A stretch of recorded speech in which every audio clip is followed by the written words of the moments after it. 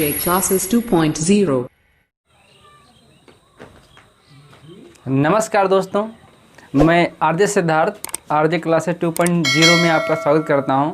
दोस्तों, आज हम भूगोल की एक कड़ी जोड़ते हुए कक्षा 7 की NCERT और SCERT दोस्तों इससे हम अध्ययन करेंगे पृथ्वी की आंतरिक संरचना।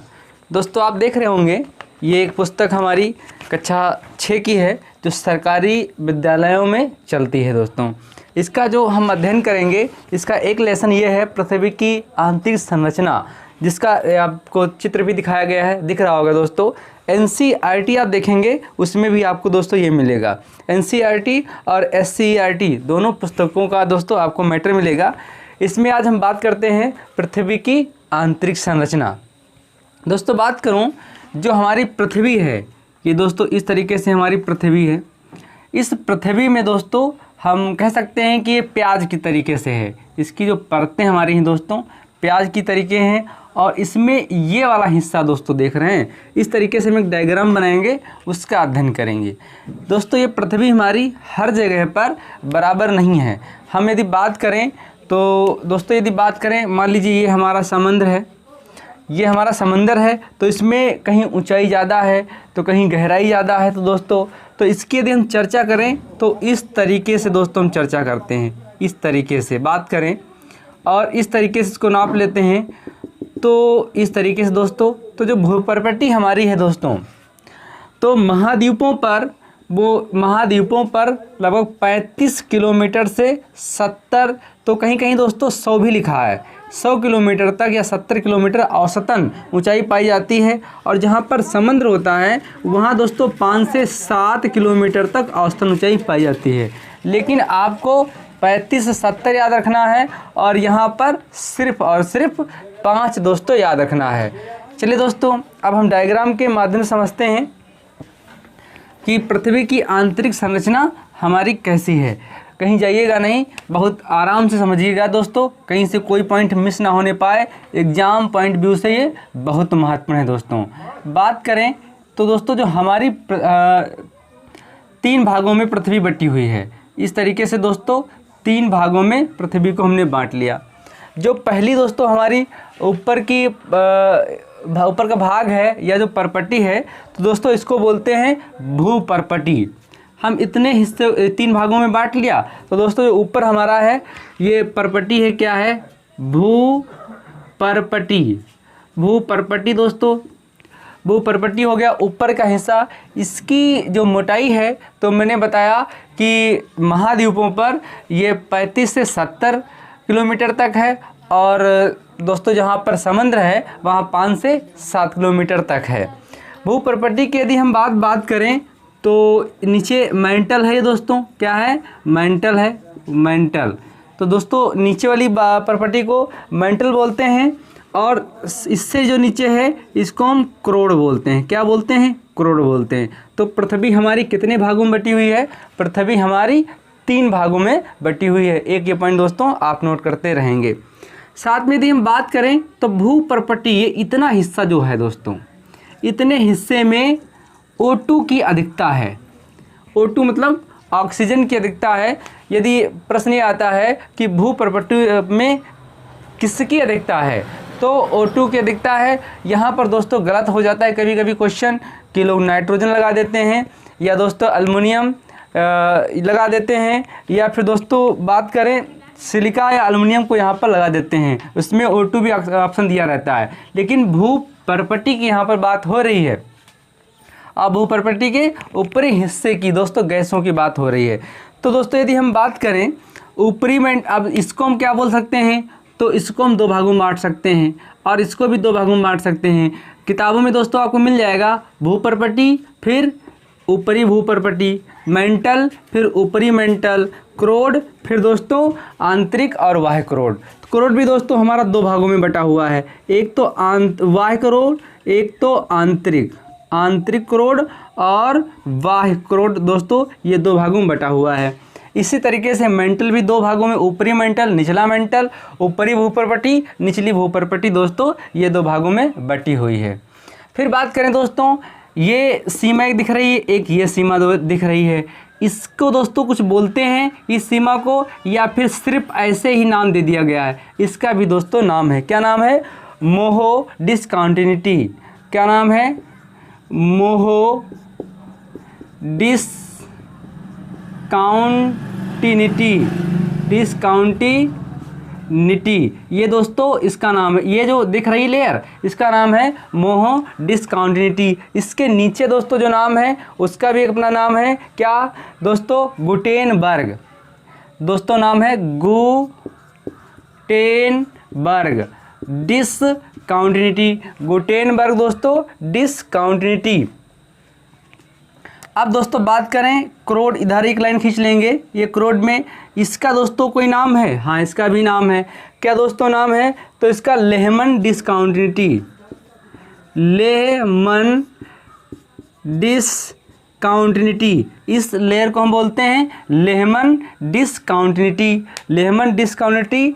अब देखिए दोस्तों, मैंने कहा कि भूप्रपट्टी, मेंटल, क्रोड, 3 भागों में हमारी पृथ्वी है, लेकिन इनको भी 2-2 भागों में बांट दिया गया है। ये सब आपको अध्ययन करने की ज़रूरत नहीं है, ये कभी एग्जाम में पूछा भी नहीं जाता है। जो पूछा गया वो मैंने यहाँ पर लिखा दिया।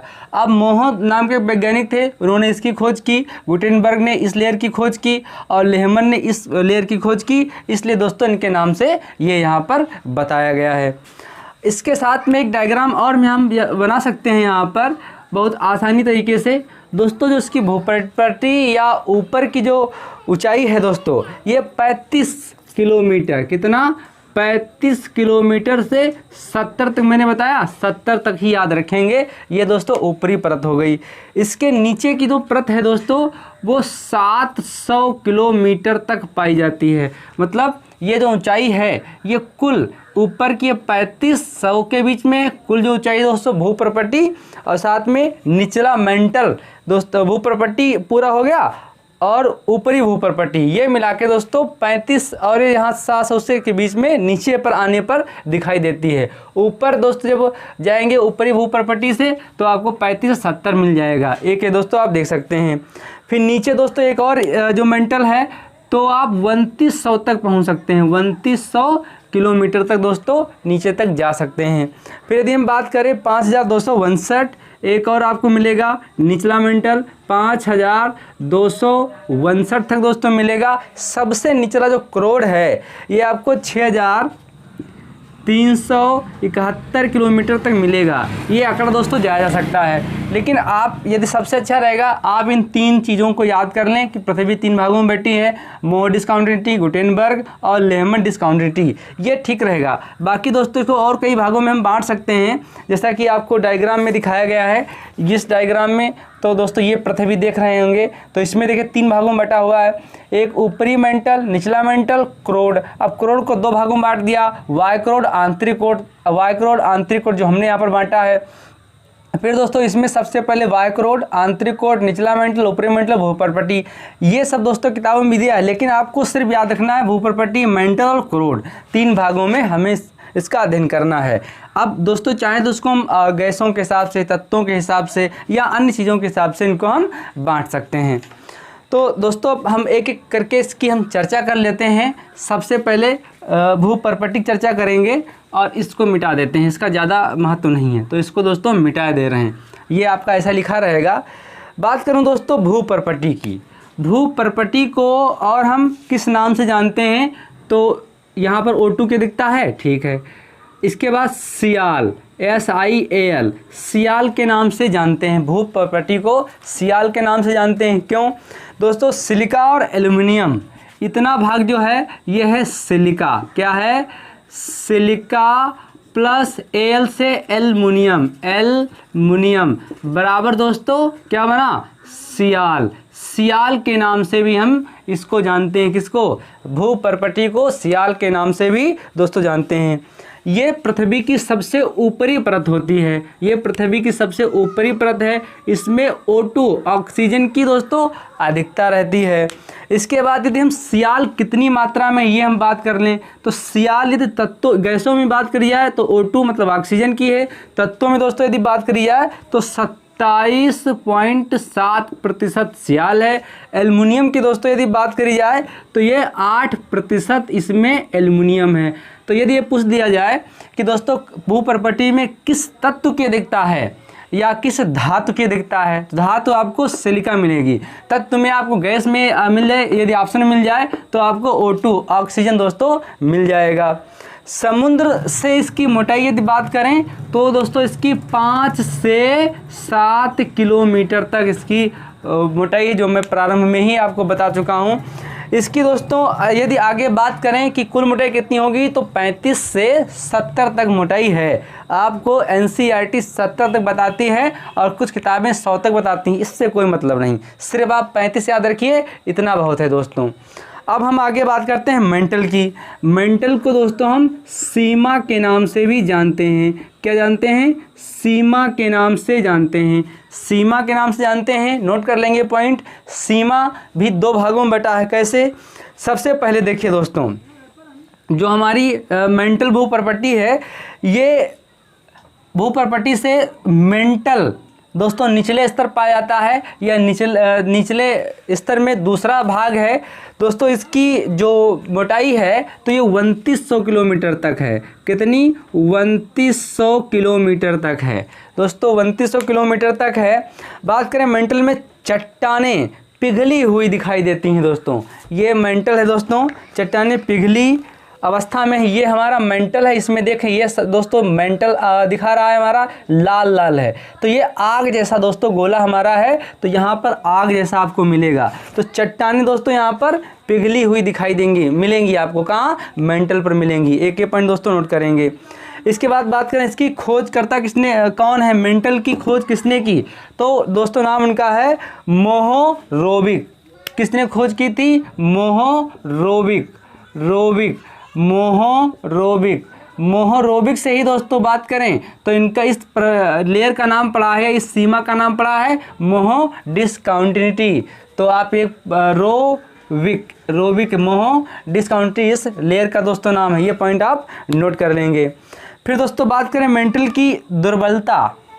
ये मेंटल का जो ऊपरी भाग है यहाँ पर दोस्तों, इसको बोलते हैं दुर्बलता मंडल। अब दुर्बलता मंडल क्या होता है? देखिए जो हमारे ज्वालामुखी हैं दोस्तों, जब वो फटते हैं तो लावा या मैग्मा निकलता है, वो यहीं से निकलता है। जब लावा या मैग्मा निकलता है तो दोस्तों यहीं से निकलता है, इसलिए इसको दुर्बलता मंडल बोलते हैं। ये जल्दी फट जाता है। यहाँ पर आग जैसा आपको मिलेगा, पिघली हुई चट्टानें यहाँ पर मिलेंगी। तो लावा मैग्मा कहाँ से निकलता है दोस्तों? तो मेंटल से निकलता है। एक ये पॉइंट आप नोट कर लेंगे।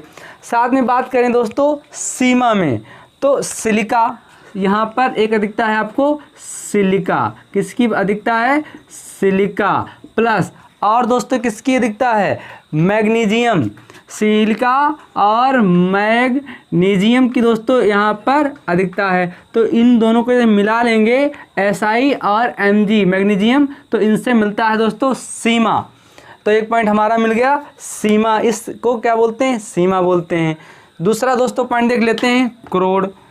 यदि हम क्रोड की बात करें तो दोस्तों क्रोड को 2 भागों में बांटा गया है, एक बाह्य क्रोड और एक आंतरिक क्रोड। क्रोड पृथ्वी का निचला स्तर है। एक पॉइंट दोस्तों नोट कर लेंगे। तो बाह्य क्रोड तरल अवस्था में पाया जाता है। बाह्य क्रोड तरल अवस्था में है। बाह्य क्रोड तरल अवस्था में है। आंतरिक क्रोड ये ठोस अवस्था में है दोस्तों। आंतरिक क्रोड ठोस अवस्था में है। यदि हम बात करें तो देखिए ये दोस्तों पुस्तक है, इसमें जो अंदर का ही आंतरिक क्रोड, ये 2 आंतरिक क्रोड ठोस है, इसके ऊपर आएंगे तो ये बाह्य क्रोड दोस्तों तरल अवस्था में मिलेगा। तो बाह्य क्रोड तरल अवस्था में है। इसकी धातु यदि हम बात करें दोस्तों, तो सीमा क्रोड को हम निफे के नाम से जानते हैं। किस नाम से जानते हैं? निफे के नाम से जानते हैं। तो निफे में 2 तत्व हैं। कौन कौन से दोस्तों 2 तत्व हैं? तो निकिल और लोहा। निकिल दोस्तों, निकिल प्लस लोहा, निकिल और प्लस लोहा। तो दोस्तों निकिल की यदि हम बात करें Ni और लोहा की बात करें Fe से अंदर दर्शाते हैं। तो इन दोनों जोड़ लेंगे तो बनेगा निफे। क्या बनेगा? निफे दोस्तों बनेगा। तो निफे क्या है? ये आंतरिक क्रोड है। निफे दोस्तों आंतरिक क्रोड है। इसकी सीमा कहाँ तक है दोस्तों? तो 2900 किलोमीटर के बाद तो सीमा इसकी है। चलिए एक पॉइंट हो गया। कुछ और है? हाँ कुछ और दोस्तों है।